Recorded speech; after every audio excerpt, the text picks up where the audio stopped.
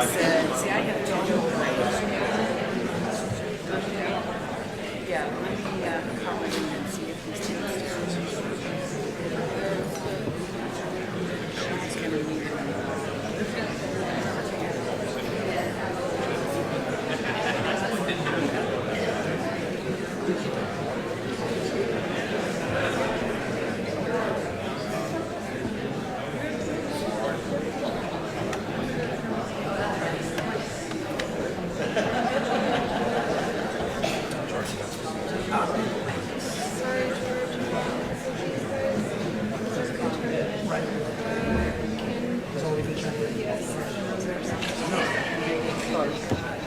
Here's a new one.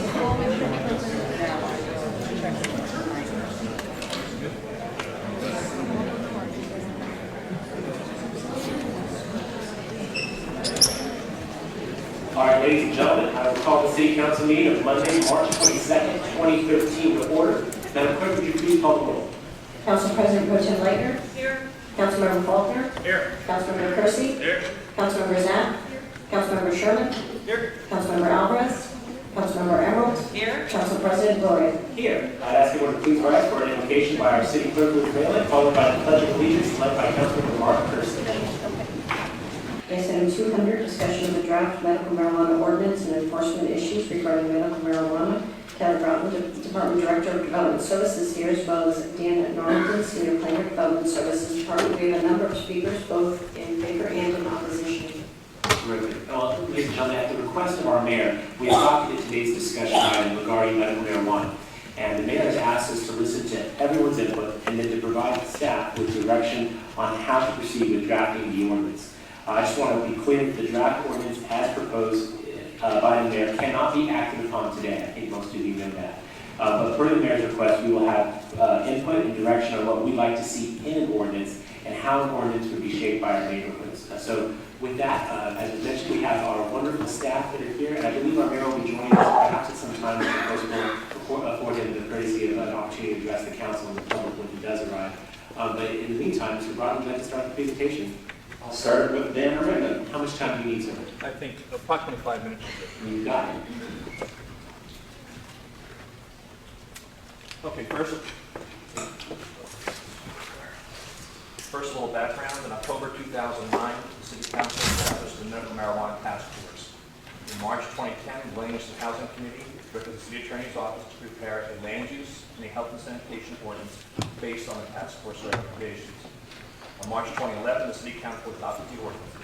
In September 2011, the City Council repealed the land use ordinance. In January of this year, Mayor Filner made a commitment to drafting new ordinances. The ordinance will be drafted based on the following principles. Allow patients with Dan, would you just one moment? I'm getting signals from the back of the room. They can't quite hear you. I know you don't have the best mic in the world there. We don't need to do City Hall, then I'll get crazy. No, I shouldn't be too. If you could just speak a little closer about it. The ordinance will be drafted based on the following principles. Allow patients with a proper physician's recommendation access for the compassionate use of medical marijuana. Allow limited competition in permissible zones to provide patients access to the strain that best relieves their symptoms and improves their quality of life. Prevent dispensaries from encroaching into residential neighborhoods. Promote legal and responsible business practice among dispensary operators. Protect children from unprescribed use. And protect public safety. The land use ordinance requires a neighborhood use permit, process 2, with a 5-year expiration date. A 600-foot separation between the property line of a dispensary and the property line of a school, a public park, child care facilities, playgrounds, and other dispensaries. Also, no dispensary shall be located on a premises or property that also has a residence on that property. There will be a restriction on the on-site medical consultation. Security components will be required, including security cameras, state licensed security guards, and lighting requirements for the interior and surrounding areas. Signage that allows for the name of the business only and restricts the sign to no more than 2 colors and includes the operator's name and contact information. The ordinance limits the operating hours to 7 a.m. to 9 p.m., 7 days a week. The current health and sanitation regulations address the topics of criminal background check, verification of documenting transactions, including those that involve money, contributions, and compensation, the requirement that cooperatives operate as not-for-profit, age limitations that prohibit employment of anyone under the age of 18, and limits access to the cooperative to those under 18 only if they are qualified patients and accompanied by a parent, a legal guardian, or a primary caregiver that is over the age of 18. Products are required to be packaged and labeled to provide specified information, including patient information, and restriction that the product cannot be transferred from non-patients. There is a requirement to post patient advisory in the cooperative, and a restriction on smoking in public places. This is a list of the zones that are currently proposed to allow dispensaries. They include some of the city's citywide commercials and industrial zones, and a limited number of commercial zones found in planned district ordinances. This is a side-by-side comparison of the zones permitting dispensaries in the 2011 ordinance and those currently in the discussion draft for 2013. This concludes staff presentation. Staff is requesting direction on the land use ordinance, the health and sanitation ordinance, and the proposed fee and excise tax on wholesale acquisition. Thank you, sir. Just for the public's benefit, I think you heard the city clerk mention that we have a lot of speakers. So in terms of sequences, we are going to turn to our IBA for some comments. Then we'll go to you all for as long as it takes to get everyone through. And then we'll go to the council to comment and hopefully provide some direction. Because we have a lot of speakers, I think you were sharing this earlier, we're going to do about a minute per person. I'll work with you if you need a bit more time than that. But in order to have our current rate, that has over 2 hours of public testimony and a minute per person. And we're getting more slips every moment. So I want to let you know that in advance. So again, we'll start with the IBA, and we'll turn to all of you. We'll do 30 minutes of speakers on either side, so in favor and then against, and then in favor and against until we got through everybody. And then again, we'll turn to the council. So just for all the uninitiated, so you know how we're handling things this afternoon. So Ms. Dickelberg, how much time do you need? 3 minutes or so. You got it. Thank you. Thank you, Council President Todd Gloria and members of the City Council. The IBA has reviewed the current draft staff proposal for a future medical marijuana ordinance, and would like to make a few comments regarding it. It is our understanding that it has not been determined whether or not the proposed annual permit fee of $5,000 is cost recoverable. This fee would be separate from the payment of a $5,000 deposit by an applicant to attain a neighborhood use permit, which is not discussed in the staff report. The fees that would be charged against this deposit for staff time would be cost recoverable. Staff has communicated that the proposed 2% excise tax is intended for regulatory cost recovery as well. Legal determinations must be made regarding whether or not the 2% excise tax would require a public vote. Irrespective of this, a cost recovery fee structure could be accomplished without the implementation of an excise tax. For example, a fee can be tiered to require a higher fee for larger dispensaries, given the additional regulatory oversight that may be required for larger establishments. Determining an appropriate cost recovery fee can only be accomplished after identifying which departments will enforce the provisions of the ordinance and how they will be enforced. It is our office's understanding that at this time, such determinations have not been made, and the staff is seeking direction in this regard. Where an appropriate fee structure does not already exist, the identified city departments will need to conduct a fee study to assign costs to their required administrative and/or regulatory duties based on the specific personnel or non-personnel costs particular to each. Past reports released by the IBA, including Report 1120, evaluated the regulations in the land use and public safety ordinances previously adopted by council and identified appropriate departmental jurisdictions within the city that would undertake the administrative and regulatory oversight. Our review determined that there are existing regulatory structures within the Department of Development Services, the Police Department, and the Treasurer's Office that are appropriate to address the recommended regulatory actions. For example, the regulatory structure existent within the Police Department's permits and licensing unit for police-regulated businesses is appropriate for implementing a number of the regulations and enforcements outlined in the Public Safety Ordinance. Regulatory enforcement could also involve the Neighborhood Code Compliance Division within the Development Services Department. For both the Police Department and DSD regulatory processes, the Treasurer's Office may have an integral role as a typical first point of contact with the application process for a permit to operate within the city. The IBA would also like to note that within the San Diego Municipal Code, there is specific language exempting certain nonprofit organizations from being required to pay business taxes and police permit fees. This language may need to be modified for consistency with the new ordinance. That concludes my remarks, and I'm happy to address any questions that you may have. You were right on time, Ms. Nickelberry. That's perfect. Thank you. So we'll turn now to members of the public, and as the city clerk, Ms. Burdick? The mayor is imminent, Mr. Oh, Gloria. he is right behind you. Ladies and gentlemen, we are joined by our mayor, Bob Filner. Mayor?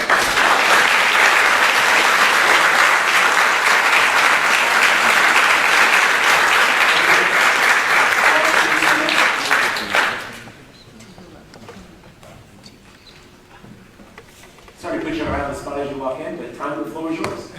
Thank you, Mr. President. Thank you, Council, for having this special meeting. I think it's a pretty important meeting, and we thank you for doing that.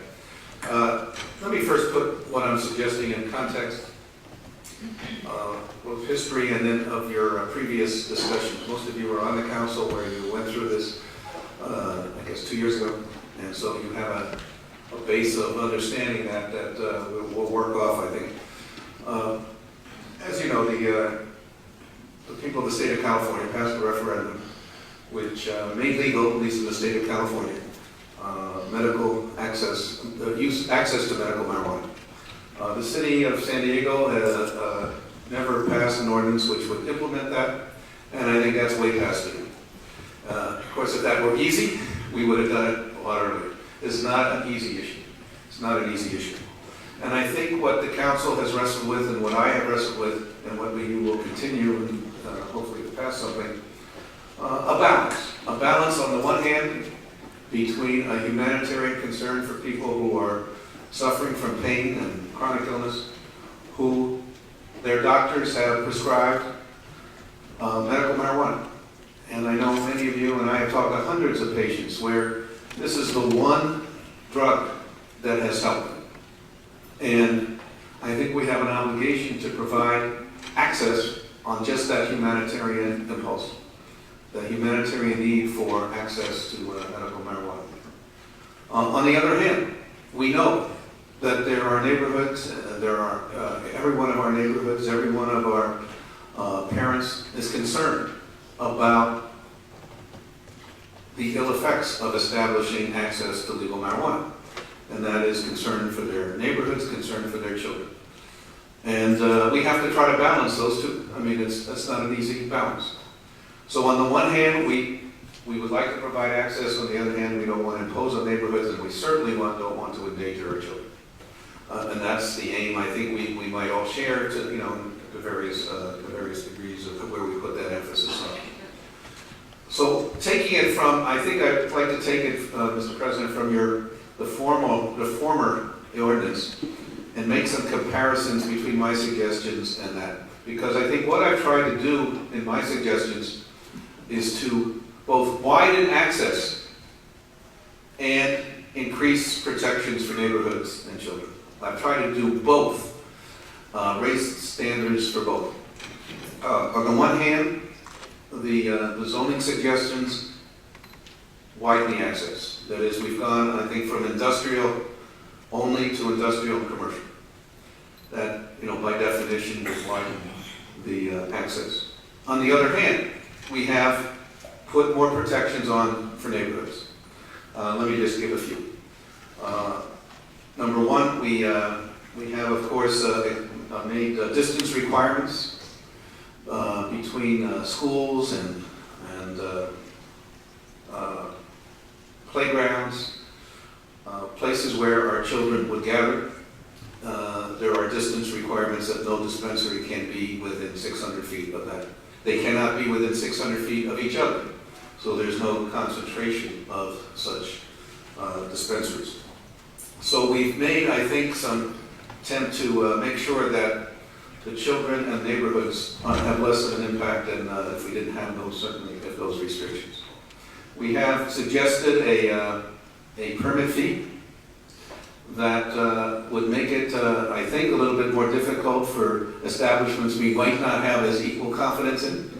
And that permit fee and the suggested excise tax depending on all the legalities of it, would pay, of course, for the program and its increased regulation. We will require, I think it's unlike the previous one, the registration of every individual at the Department of Health, the Department of Health of the county, to get a registration card that has been. They will go through the Department of Health with the doctor's recommendation, and that will be in a state registry, which no dispensary could distribute unless somebody was registered in that registry, and which that card they have to personally get at the Department of Health. So those are the kinds of things we have, I think, added to be a tougher kind of restrictions that will give neighborhoods, I think, some sense of security that we are protecting them and their children, because I think we all want to do that. This was so those are my suggestions. We've, as I said, tried to both increase the access for those who are suffering, but increase the protections for those who we know need it, mainly our children and the quality of life in our neighborhoods. So I think I'm going to stop there and answer any questions, or be available certainly after the public testifies. Unless there are any specific questions right now, Mr. Mayor. Mike, no, I won't make it.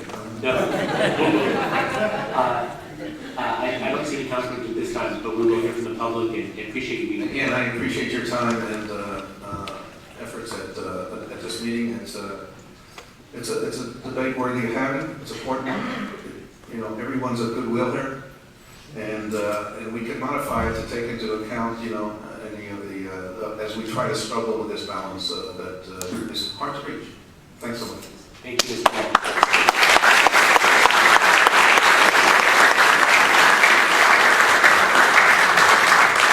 All right, ladies and gentlemen, it's now your turn. As I mentioned, we're going to limit folks to about a minute apiece, and we are well in advance of 2 hours of public testimony. So we're going to try and go through this as expeditiously as possible. We'll do about 30 minutes for those opposed and then those in support, back and forth until we get it all done. You'll see that we have seats open here in the front row. They have the little yellow tags on them. When the clerk calls your name, if you can come forward and be ready, that'll help us get through the process quicker. And we have the microphone the mayor was speaking from. You're welcome to speak there. If you're a little shorter or if you're not able to stand, we have one that's lower. You'll notice there's a little box right there. It'll have a cooking time on there. It'll tell you when time is up. You'll hear a chime. That means I'm going to wrap it up. And so with those introductory comments, the only other thing I would mention to you all is that I recognize that we've done this a couple of times before. And in my experience, most of the public comments sort of revolve around the validity of medical marijuana. And I want to let you know that we wouldn't docket this item if there wasn't almost to a member on this council a belief that marijuana does provide relief to people who are sick. That is why this item is here. This item was settled in 1996 by the voters of California with 55% of the vote, so it is now state law. What we're asking is how do we implement that? And so to the extent that you can focus your public comments on the mayor's proposal, whether you like it or not, what changes you want to make or you wouldn't. For example, when Mr. Norman was speaking before, he's talking about a 600-foot limit from, say, schools. Well, maybe you think that's too far, and you want to say, I think 300 is better. Or maybe you think that's not far enough, and you think 1,000. That's the kind of input that council and city staff are looking for today. Not about necessarily the merits of medical marijuana, although this is America and you can say what you want. But what I really want you to help is provide us with the input that you think is necessary to give you safe access, while at the same time as the mayor saying balance that with our neighborhood. So with those comments, that will help us do a better job of being policymakers here today. Mr. Mayor, I'm sorry, Mr. Gordon. May I just take one more minute? One other concern, of course, that we have to consider, although I don't think the council has to worry about at this point. Clearly, both the referendum and the ordinances that various cities have had has been supposedly in conflict with federal law. And that's an issue, obviously, we're going to have to deal with. I think, let me say two things about that. Number one, federal law can't change. I introduced legislation when I was a member of Congress to exempt the 15 or 18 states that, like California, have made medical marijuana legal, and would exempt those from any enforcement. So there are those kinds of bills in the legislature that can move forward. In addition, I mean, I have talked personally and will continue with members of the staff, with Eric Calder, Department of Justice, our Attorney General, to say, you know, maybe they don't have to enforce that law, given our state law, with the same, what shall I say, intensity that they have in the past. And that's being discussed in the administration. So I think your council has to do what they think is right, and then we will have to deal with the way the federal government is. But it's not a fixed thing. Those are changeable, both informally through the Attorney General or formally through legislation. And I think this state and our city should make a statement that also affects Congress and the administration. That is, if they hear from us that we want to do this, they may not have the same concerns that, you know, as they have for a nation as a whole. So I think we have to act regardless of what the federal law says, but we have to then deal with that in the future, obviously. Thank you. All right, Madam Clerk,